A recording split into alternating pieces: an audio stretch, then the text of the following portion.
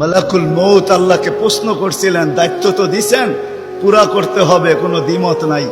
কিন্তু মনে ভাবে মানুষ সারাদিন আমার নামের চর্চা করবে, খালি বলবে এই লোকটার কোনো কাজ নাই, শুধু সারাদিন গাজীপুরে ঘুরতে থাকে, যাকে মনে চায় তাকে উঠায় নিতে থাকে, সারাদিন আমার আলোচনা করবে, মানুষের মুখে মুখে থাকবে।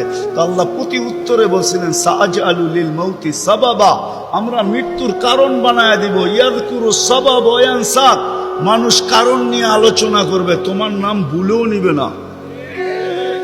এখন নাম নিতেছে ডেঙ্গু, কয়েকদিন আগে নাম নিছে করোনা, কখনো নাম নেয় স্ট্রোক করছে, কখনো নাম নেয় এটা সেটা, ঠিক না? হ্যাঁ, আরেকটা কারণও আছে। শুধু নবীজির দিকে তাকাইয়া এই উম্মতের জন্য আল্লাহ এটা করছেন, এই উম্মতের জন্য।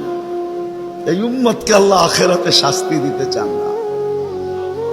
হায় হায়, উম্মত যদি নবী চিনত।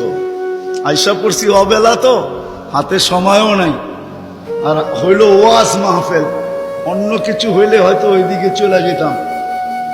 নবীজি শুনানের সময় আমার কাছে এখন নাই। যে উম্মত নবী চিনে না, নবীর কারণেই আমরা পাইছি। এই উম্মতকে শাস্তি আল্লাহ আখিরাতে ইনশাআল্লাহ দিবে না। হ্যাঁ হ্যাঁ, দেয় তো দেয় কি কইরা, যার উপরে তিনবার কুদরতি হাত লাগছে। কয়বার? সৃষ্টি লগ্নে একবার, বাছাই পর্বে একবার। আমরা বাছাইকৃত উম্মত।